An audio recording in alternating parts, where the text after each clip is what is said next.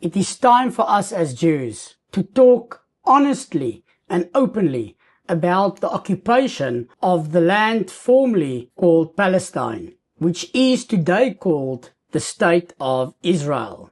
We can no longer ignore the chants we hear all over the world of free Palestine, or better yet, from the river to the sea, Palestine will be free. For those that don't know what this phrase means, it means all the land from the river of Jordan to the Mediterranean Sea. Clearly, many people in the world believe that the land that is modern-day Israel today is in fact Palestinian land, which the Jews occupied after the Holocaust and the subsequent wars. Many people in the world thus believe that Jews have no historical claim to the land that is modern-day Israel, and we the Jews are in fact the occupying power. But wait, is that really true? And is it based on historic facts?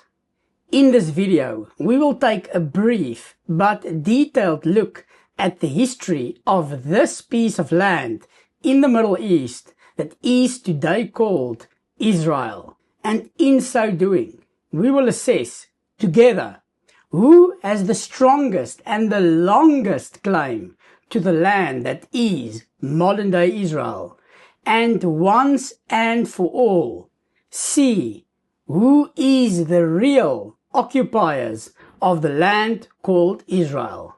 It should be stated from the beginning that I like facts. Thus, this video will be based solely on agreed historical facts only. You can leave a comment in the comment section below if you disagree with any of the facts in this video, with clear counter evidence based on historical facts and no emotions, as this would be irrelevant to this discussion. You can also leave me a comment in the comment section below if you agree or want to add any corrections or additional details I might have left out. Now I have made every attempt to keep this video informative and brief. First of all, let's start with the fact that over 2.3 billion Christians in the world believe in the Bible and see it as historical fact. 1.9 billion Muslims in the world agree that the Bible is historical fact. Muslims do, however, believe that the Jews changed parts of the Bible, which is beyond the scope of this video to unpack. But these minor disagreements does not change the historical facts that I will be mentioning in this video.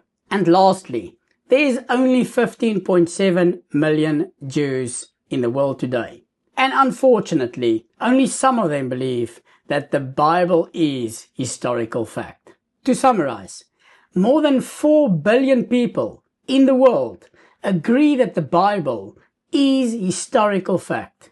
That is more than half the population of the world that we all live in. We will thus start our historical evidence in the year 1812 BCE with the story of a man called Abraham. At this time, Abraham in English, was not connected to any specific religion, and in fact was the son of Terah, who produced idols, which was at that time the dominating religion in the world. At this point in time, neither Judaism, Christianity, or Islam existed. Abraham is, however, believed to be the father of modern-day monotheism, which is the belief that there is only one true God. Abraham lived in what was then called the land of Canaan, or Canaan in English, which today is modern Israel. There is countless mentions of Abraham in the land of Canaan, and more specifically, the south of the land of Canaan, called Beersheba. and it is still called in Israel Beersheba today. The Bible states that there was 7 nations living in the land of Canaan at the time. God promised to Abraham that he and his descendants would inherit the land of Canaan. It is a common belief in Judaism, Christianity, and Islam that God created the world, and thus, as the owner of the world, he can decide who lives where, and thus he could give a certain land to one nation, and at another point in time, give it to another nation. Abraham had a son with his second wife, an Egyptian princess called Hagar, or in English, Hagar. These are the ancient Egyptians, the people that built the pyramids, and thus they should not be confused with the modern-day Egyptians, which is an Arabic Muslim country. Abraham's first son, born to Hagar, was called Ishmael, and he is considered the father of the Arab nations of today. Abraham also had another son by his first wife, Sarah, who was from the same family as Abraham, called the Hebrews. He called his second son Yitzchak, or Isaac in English. If we pause history here, in the year 1712 BCE, we could argue that the land that was promised to Abraham by God should be the property of the ancient Egyptians via Hagar's son Ishmael, and of the ancient Hebrews via Sarah's son Yitzchak, both descendants of Abraham, whom God promised this land of Israel to. Or alternatively, since the 7 nations of Canaan is the original owners of the land, and there was no physical conquest or purchase of the land from the Canaanites, they should have the longest and the strongest claim to the majority of the land of Israel at this point in time. We can, however, exclude modern-day Hebron, also called Hebron in English, which was purchased by Abraham as a burial place for Sarah. But the rest of the land of Canaan would still be the property of the 7 nations of Canaan. The story, however, continues, with Abraham sending Hagar and Ishmael away from the land of Israel after a very public family dispute. It is also here where we find that God makes a promise to Abraham that Ishmael will indeed be a great nation, and that his hand will be against every nation. Something that we can see until today, everywhere around the world. God has a way of keeping his promises. The story also continues with a promise by God that Yitzchak will inherit the land of Canaan and his descendants after him. God does not make the same promise to Ishmael and his descendants, thus excluding Ishmael from the land of Israel. In the year 1652 BCE, we have the birth of Yaakov, or Jacob in English, and Esau in English, twin brothers born to Yitzchak and Rivka, which is Rebecca in English. Yaakov's name was changed to Israel by God, and he is considered the father of the Hebrews, and thus also the 12 tribes of Israel, which was basically the sons of Yaakov. Yaakov's twin brother, Esau, is considered the father of the European nations of today.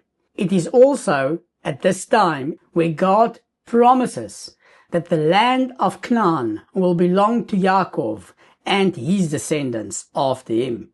Thus, it is either the 7 nations of Canaan that has the longest and the strongest claim to the land of Israel, or it is the Hebrews, whom God promised the land of Israel to.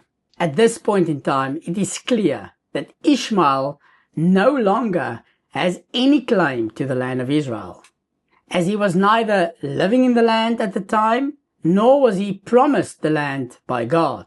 He also did not return to the land of Israel. In the year 1522 BCE, we have a famine in the land of Canaan. This is clear from the story in the Bible of Joseph, one of the sons of Yaakov. Yaakov and his sons were still dwelling in the land of Canaan. Yaakov then descended to Egypt with 70 people because of the severe famine in the land of Canaan. And he thus left the land of Canaan and moved to Egypt in an area called Goshen. In the year 1428 BCE, we have the enslavement of the children of Israel in Egypt, which lasted several years until the year 1312 BCE, with a well-known story of Moses, Moshe in Hebrew, and the Exodus of Egypt. Until this point, there is no Judaism, Christianity, or Islam yet. We have just the Hebrews at the Exodus of Egypt in a grand public display of miracles that concluded with the splitting of the sea, where God chose the Hebrews to be a nation unto him and to represent him in this world. God did this by giving the Hebrews something very special and something that is everlasting.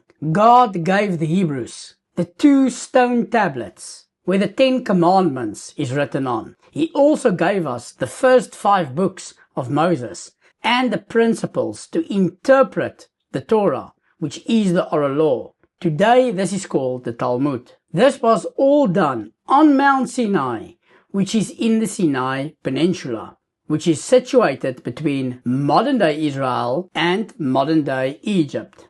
When the Hebrews accepted this Torah from God, they became the Jewish people and the chosen nation by God. On a side note, the term Jewish people comes from the name of one of the sons of Yaakov called Yehuda. He was considered the leader of the nation of Israel after the death of Yaakov, who was also buried subsequently in Hebron. At this point in time, the Jewish nation still did not return to the land of Canaan and was made to dwell in the desert because of the sin of the spies for 40 years. The sin of the spies occurred on the 9th of Av, called Tisha B'Av, which we as the Jewish people mark as a day of great tragedy throughout our history. We can thus still say that the 7 nations of Canaan, who have lived in the land and owned most of the land for over 550 years, still has the strongest and the longest claim to the land. But it is at this point in time, in the year 1272 BCE, where Joshua, the helper and student of Moses, takes over the reins after the death of Moses and leads the Jewish people to conquer the land of Canaan from the 7 nations. Joshua also divided the land, ensuring that there will be a piece of land for each of the 12 tribes of Israel. Now it should also be noted, just to be accurate, that the Levites, the descendants of Moses, had small pieces of land in each tribe, and thus they were scattered throughout Israel. This was so that they could teach Torah to the rest of the tribes. The Kohanim, the descendants of Aaron, the brother of Moses, did not get a share in the land, as they are the servants of God and thus have no share in the land. It is also in this period that we learn of a seafaring people called the Plishtim in Hebrew, or the Philistines in English. They occupied the coastal areas of Israel, including Gaza, Ashkelon, Ashdod, Gat, and Ekron. They were most likely, according to historical opinions, from the area of Aegean near Greece, One of the most famous stories of the Plishtim is the story of Samson, who dared to take on this seafaring people, which ended in the death of Samson and many Plishtim.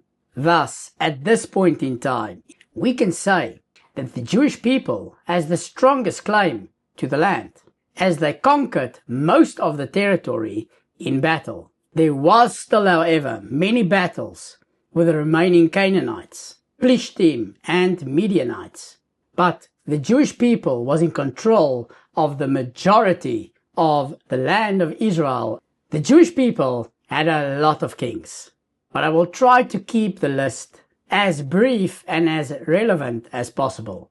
We had King Saul in the year 879 BCE, who was killed together with his sons in a battle near Mount Gilboa in northern Israel, near the city of Beit Shen, and he was in fact killed by the Plishtim. We had the famous King David in the year 877 BCE, who battled and killed the warrior of the Plishtim called Goliath. We would eventually go on to capture Jerusalem from the Canaanites and also finally defeat the Plishtim.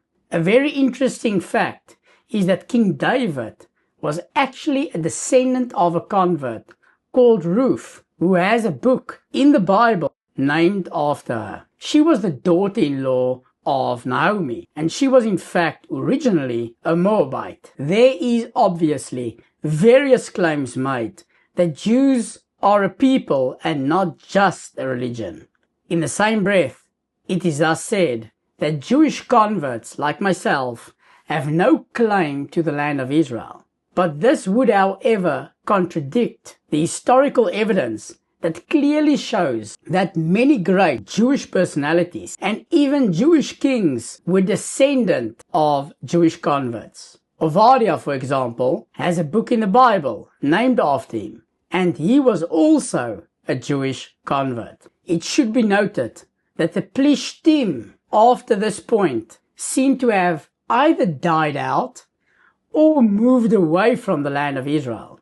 The modern-day Palestinians have no connection whatsoever with this seafaring people, and as I've already mentioned, they were most likely from Greece. The name Palestine, however, was taken from this old arch-enemy of the Jewish people by the Romans, but we will discuss this a bit later in this video. We also had King Solomon, the son of King David, in the year 836 BCE. He was the one who built the first Jewish temple in Jerusalem in the year 825 BCE. In the year 796 BCE, the land of Israel was split into two kingdoms. The northern kingdom consisted of 10 tribes, and this was called Israel. The southern kingdom consisted of 2 tribes, and this was called Yehudah. This is also the time that the Assyrians rose to power, eventually invading the kingdom of Israel in the year 575 BCE. At this point in time, the Jewish people had ownership of the entire land of modern-day Israel, excluding Eilat, for more than 700 years.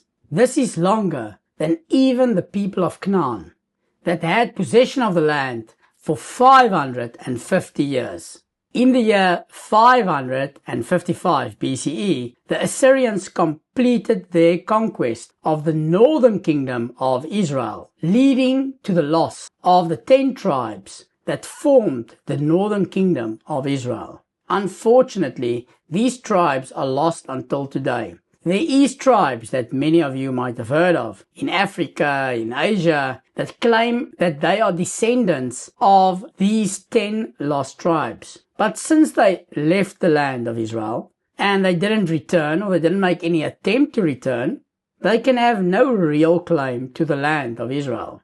It is also impossible to prove if they really descend from the 10 lost tribes. And even if they did, the fact that they left the land of Israel and the fact that they didn't return to the land of Israel or fight for the land of Israel would give them a very old claim, maybe, but a very weak claim. In the year 547 BCE, Sennacherib attacks the capital of the Jewish people, Jerusalem, which was in the south of Israel, in the kingdom of Yehudah. Thus, the Assyrians completed their occupation of the Jewish land of Israel. In the year 434 BCE, the Babylonians took over the empire of Assyria, including Israel and Jerusalem, leading to the unfortunate destruction of the first Jewish temple in Jerusalem on the 9th of Av in the year 422 BCE. It's important to note here that the Babylonians didn't destroy a Palestinian temple at this point in time. Thus, the Babylonians completed their occupation of the Jewish land of Israel. The Jewish people have lived in the land of modern-day Israel, excluding Eilat, for over 800 years, and still has the longest and the strongest claim to the land of Israel. The Assyrian claim is only 100 years, and thus is irrelevant when compared to the Jewish claim. After the unfortunate destruction of the first Jewish temple, the Jews were forcefully expelled from their homeland.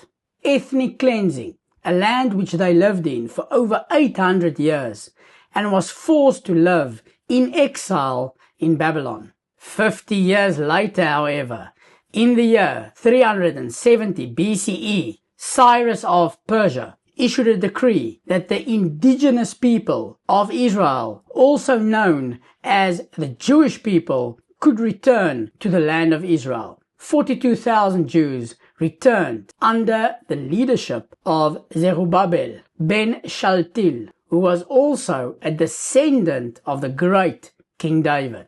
It should also be noted that there was no mention in this decree of Cyrus the Great of a Palestinian people that should return to Israel. In the year 355 BCE, we have the miracle and story of Purim with King Achashverosh and the prophet Mordechai in Persia, modern-day Iran, that is detailed in the book of Esther in the Bible. In the year 352 BCE, the construction of the second Jewish temple was completed in Jerusalem. It should also be noted that a second Palestinian temple was not built.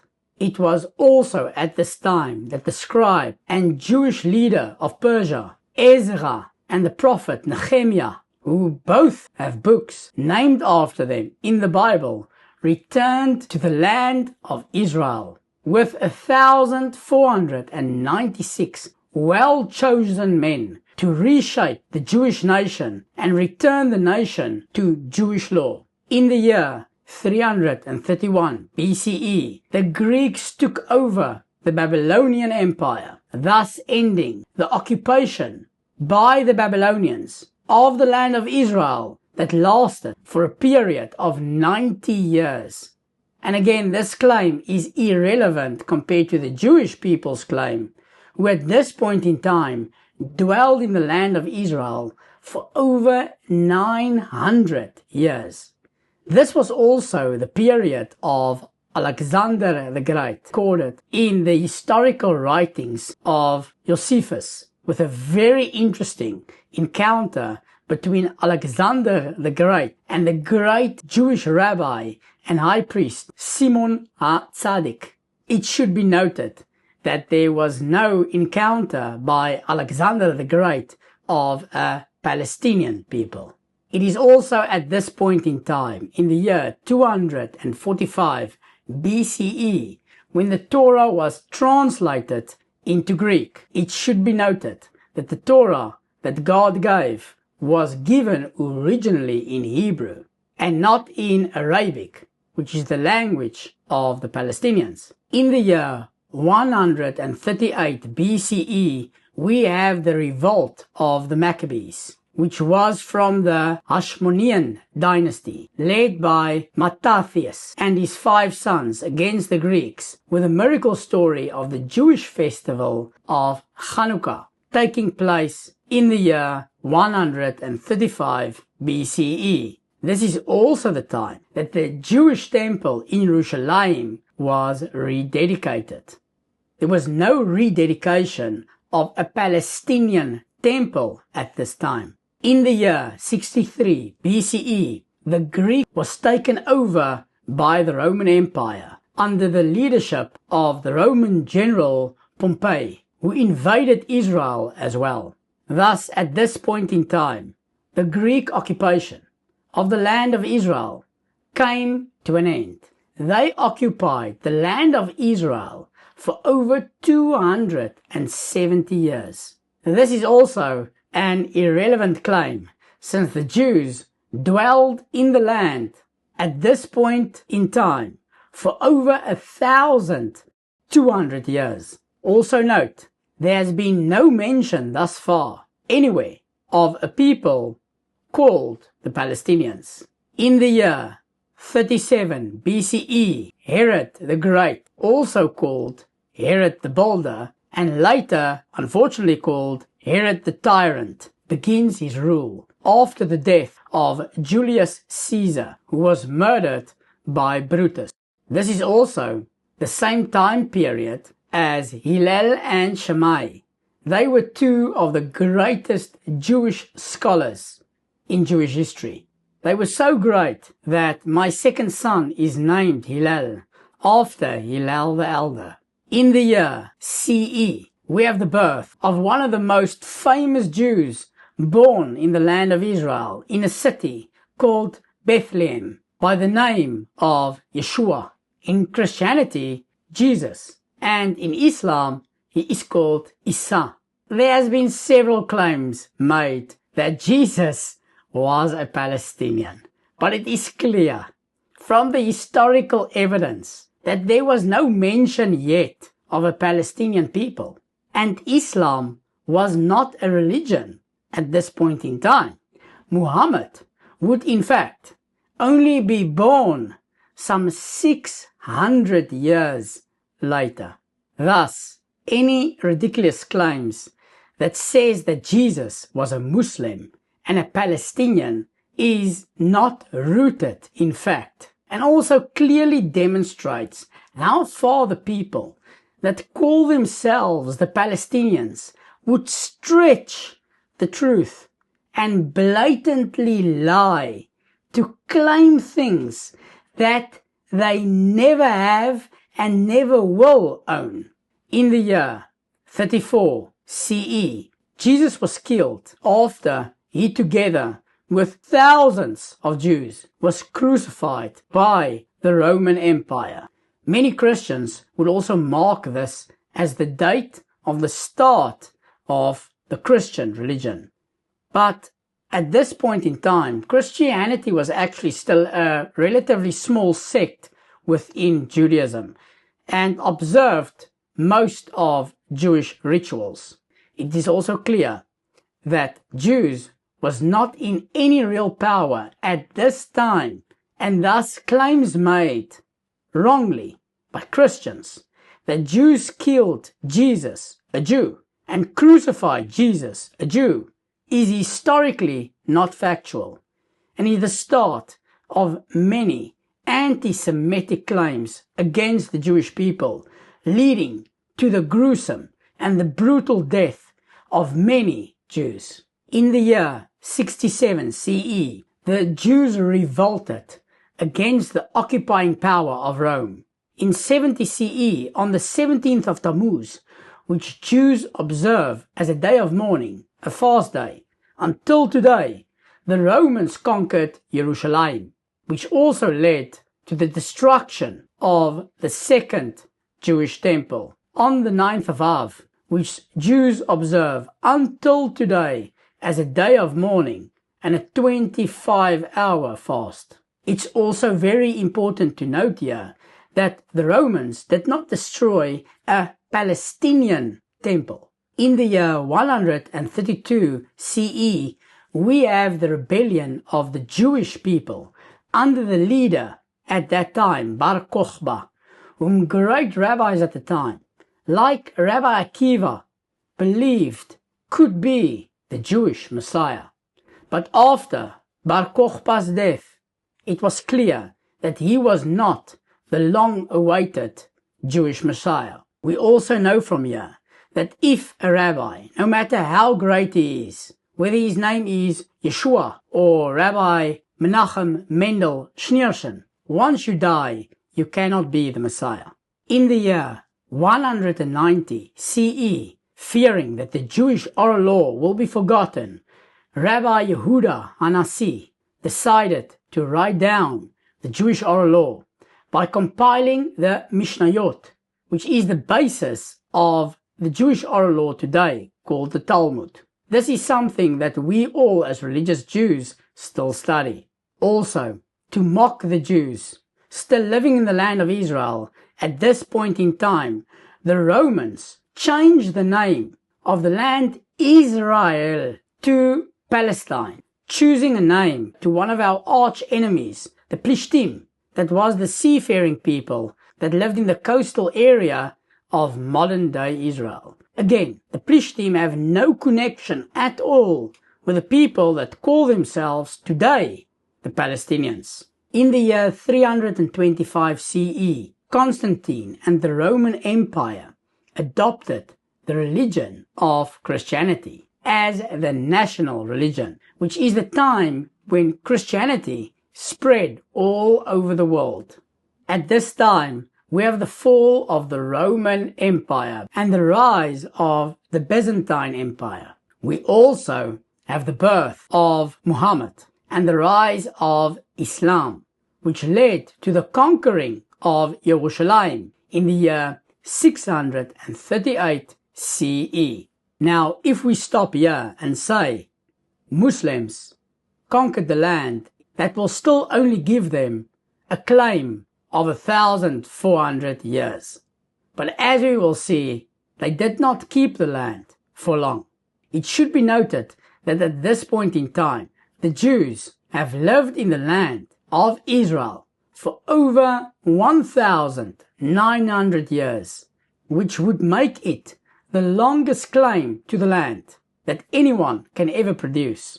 In the year 1096 CE, it was the time of the Christian Crusades, which led to the conquering of Jerusalem from the Islamic Empire. It is well documented that the Jews were still living in Israel at the time. They were unfortunately very harshly treated in their own homeland and often had to choose between Christianity in the one hand or death in the other hand. We also have a very well-known Jewish philosopher, doctor and Rabbi Moshe ben Maimon, that lived in the area at the time in the year 1131 CE. He is more popularly called Maimonides and wrote the philosophic work The Guide to the Perplexed, as well as the enormous work of Jewish law called the Mishneh Torah, listing and enumerating the 613 commandments. In the year 1263, we had one of the greatest rabbis of all time, Rabbi Moshe ben Nachman, or more commonly called Nachmanides, who wrote an extensive commentary of the first 5 books of Moses. He was also a doctor, and interestingly enough, he moved to Israel from Spain in his 70s and subsequently died in Israel, and this was over 1,000 years ago. Thus claims made that the Jews left the land of Israel completely is not rooted in facts, and it is clear from this historic evidence that Jews always had a presence in the land of Israel. In the year 1500 CE, we have the rise of the Ottoman Empire that took over the land of Israel. There is many historical documents proving interactions between the Ottomans and the Jewish people of the land of Israel. and thus it is clear that the Jews were still very much living in the land of Israel. It should also be noted at this point in time that we still have no reference to any people called the Palestinians. In the year 1570 CE, we have a famous rabbi called the Exile. He was a Kabbalist living in the north of Israel in an area called Tzfat. It is still the name of that area today. We also have a rabbi called Yosef Karo, also living in this northern area in Israel called Tzfat. He compiled the Shulchan Aruch, which is the codified book of Jewish law. And this also clearly demonstrates that the Jews never left the land of Israel, and thus still have a claim on the land. In the year 1676 CE, we have the death of Shabtai Tzvi, the false Jewish Messiah, also living in Israel, after leading a Jewish revolt. There was always a Jewish presence in the only Jewish homeland, Eretz Israel. Many Jews, however, did leave the land of Israel, and in the year 1882, we have the first large migration of Jews to Israel from Europe. In the year 1897, we have the first Zionist Congress to establish a homeland for the dispossessed Jewish people. In 1912, we have World War I and the fall of the Ottoman Empire. In 1917, we have the Balfour Declaration, stating that there should be a homeland for the dispossessed Jewish people in the land of then called Palestine.